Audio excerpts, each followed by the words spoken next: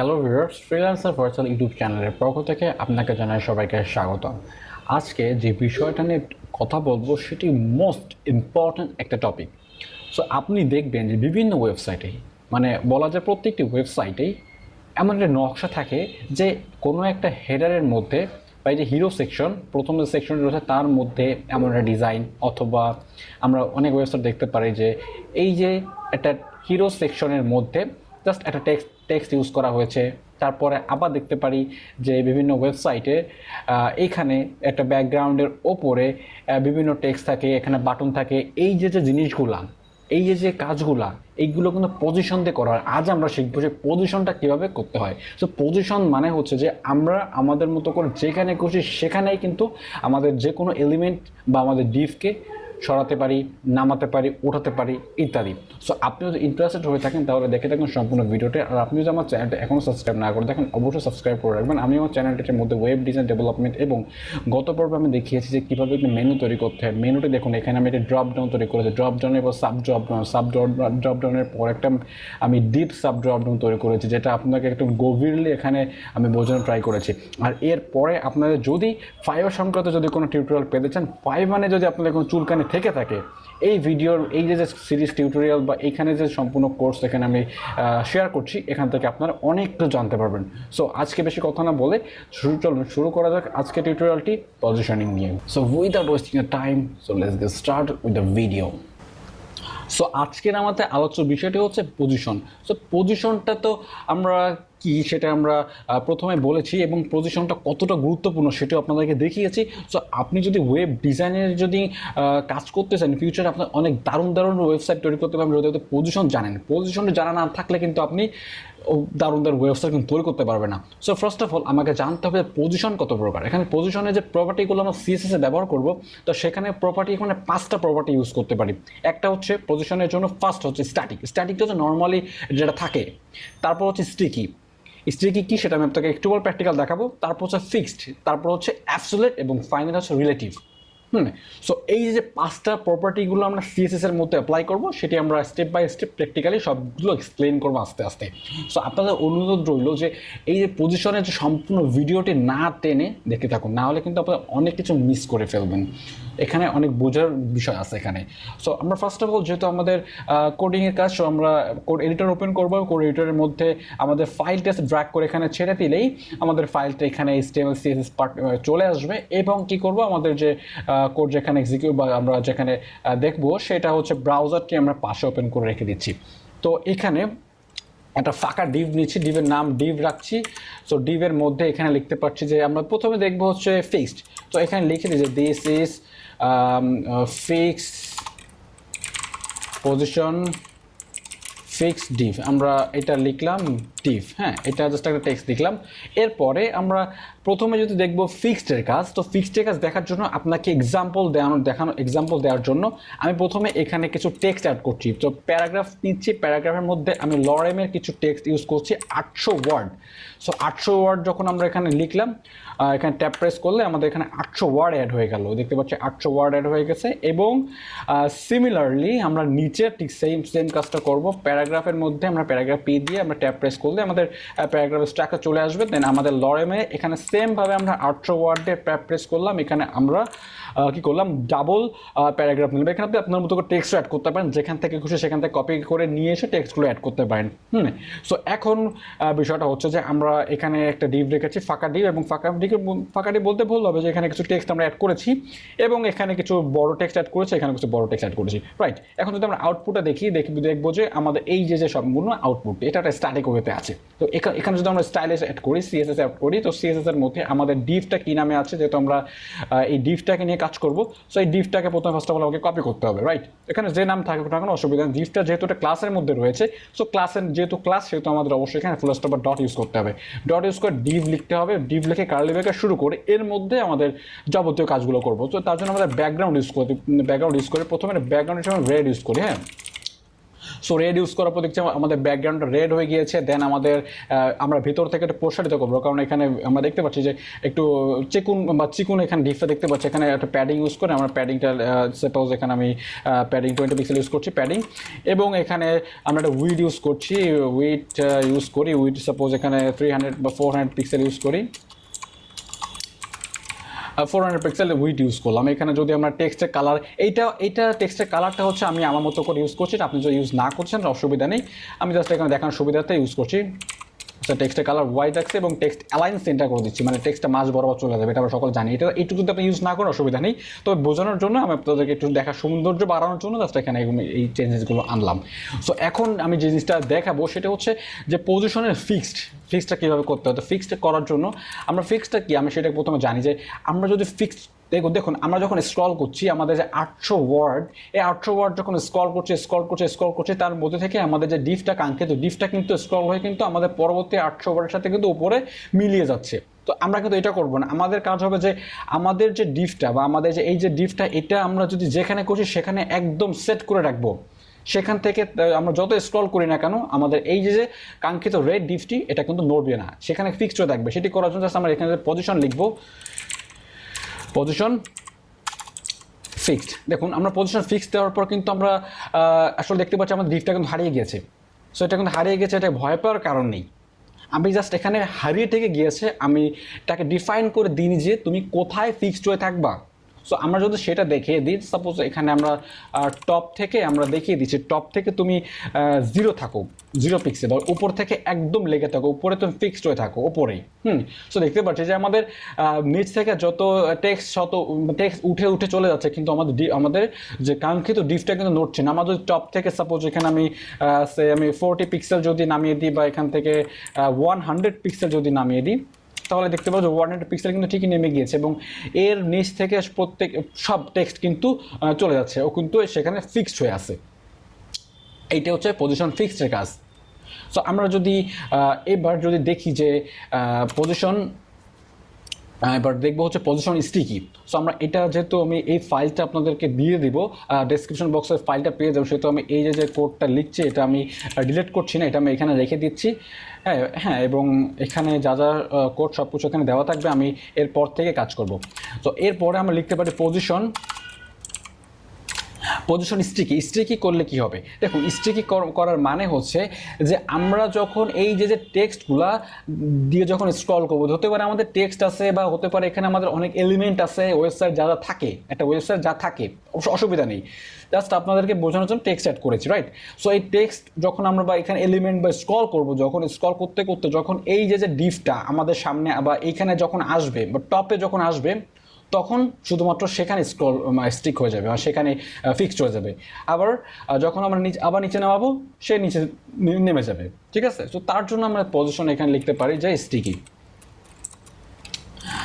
STICKY, sticky. তো sticky দেওয়ার পর আমাদের এখন ডিফাইন করে দিতে হবে যে সে কোথায় স্টিক হয়ে থাকবে।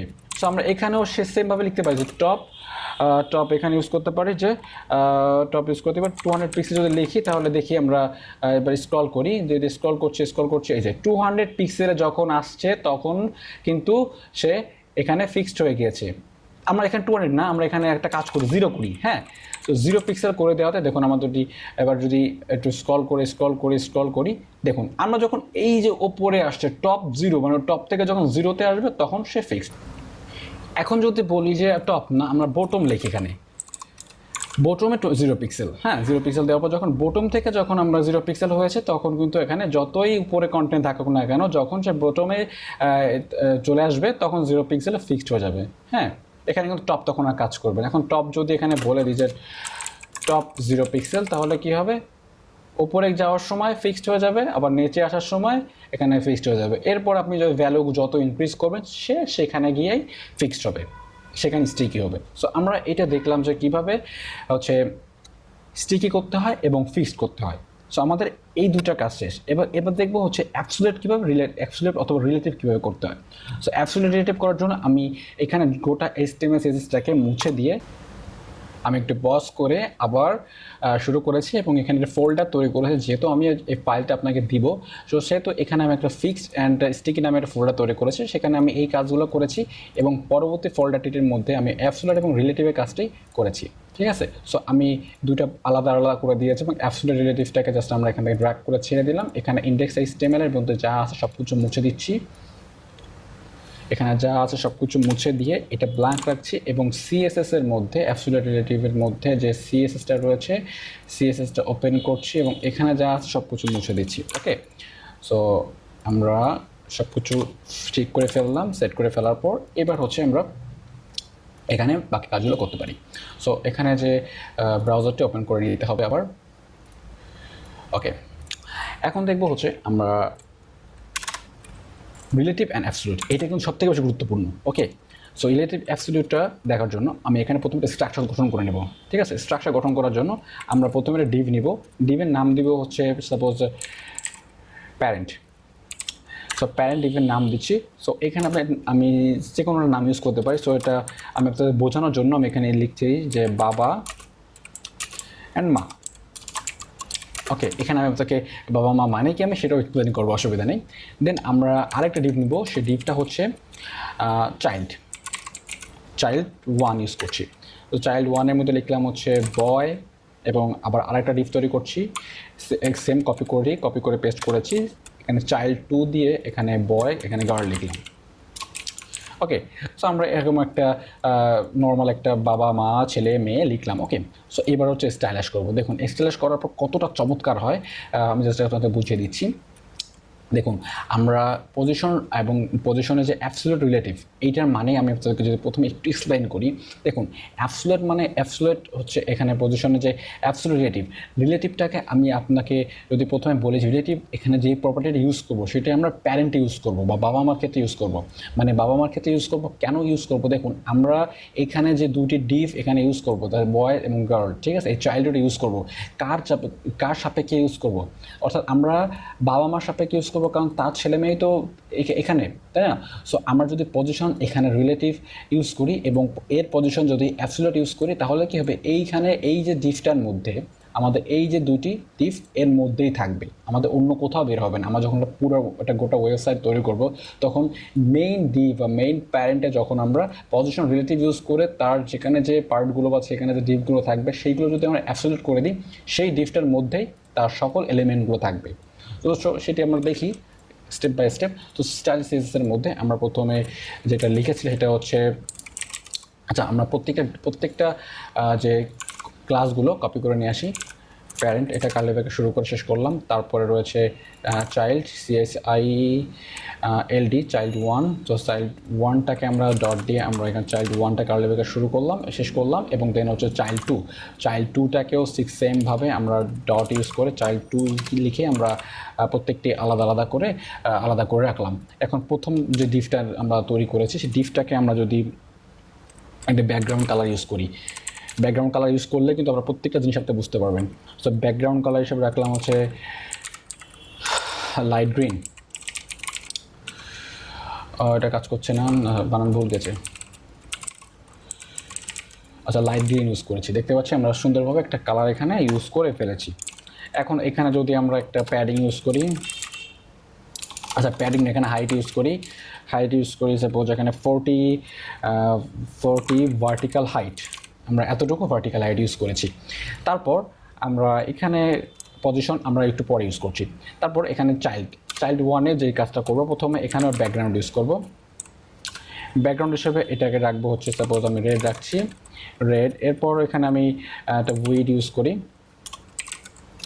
WIDTH উইড ইউজ করছি। সাপোজ এখানে 400 পিক্সেল উইড ইউজ করি এবং এখানে মার্জিন, আচ্ছা মার্জিন লাগবে না, আগে এখানে প্রসারিত করে এই যে বয় যে ডিপটাকে আমরা প্রসারিত করবো। প্রসারিত করার জন্য এখানে আমরা প্যাডিং ইউজ করছি, সাপোজ 10 পিক্সেল প্যাডিং ইউজ করি। হ্যাঁ, তো এখানে আমরা কালার চেঞ্জ করতে পারি, কালার হোয়াইট ইউজ করছি, হোয়াইট। ওকে, এবং আমরা এখানে মার্জিন লেফট একটু ইউজ করবো, এটা দেখার সুবিধার্থে আমি মার্জিন লেফট ইউজ করছি।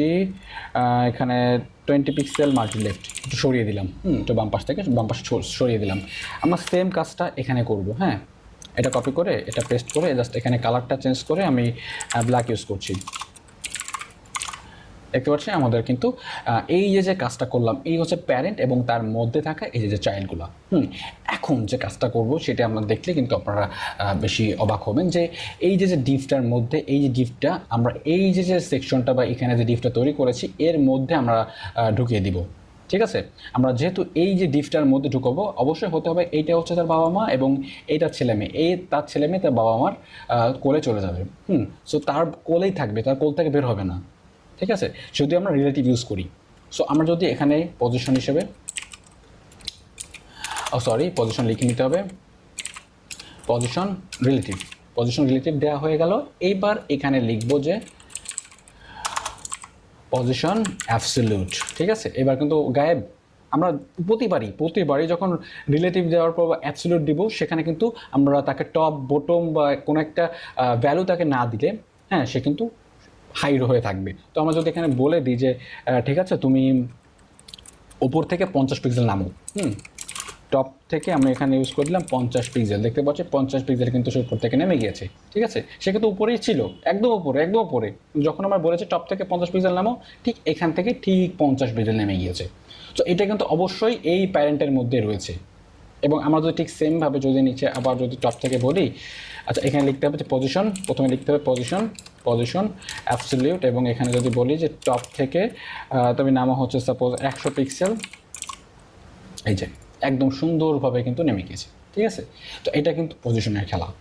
সো এই পজিশনটা আমরা এখানে যে কোনো কিছু আমরা যখন একটা ওয়েবসাইট তৈরি করব, এই যে ওয়েবসাইটগুলো তৈরি হচ্ছে এইখানে যে জিনিসগুলো করা হয়েছে দেখতে পাচ্ছি যে প্রথমে ব্যাকগ্রাউন্ড নেওয়া হচ্ছে, ব্যাকগ্রাউন্ডের ভিতরে পজিশন এখানে করে দিয়ে উপর থেকে 200 পিক্সেল নামিয়ে দিয়েছে টেক্সট এবং নিচের এখানে একটা দাগ দিয়েছে, এখানে আফটার ইউজ করে করতে পারি, আফটার বিফোর ইউজ করে করতে পারি। তারপর একটা টেক্সট ইউজ করেছে, টেক্সটটাও ঠিক উপর থেকে সাপোজ এটা ধরো 150 পিক্সেল, এটা ধরো 80 পিক্সেল এবং এইটা ধরো হচ্ছে 100 পিক্সেল দিয়ে আমরা একটা কিন্তু এখানে পজিশনের কাজ করেছে, কিন্তু টেক্সট সুন্দর করে একটা ওয়েবসাইটের এই যে কাজটা করেছে। এটা আমরা পরবর্তীতে যখন আমরা ফুল ওয়েবসাইট করব সেটা আমরা দেখতে পারবো। ঠিক আছে, সো এই ছিল হচ্ছে পজিশনের কাজ।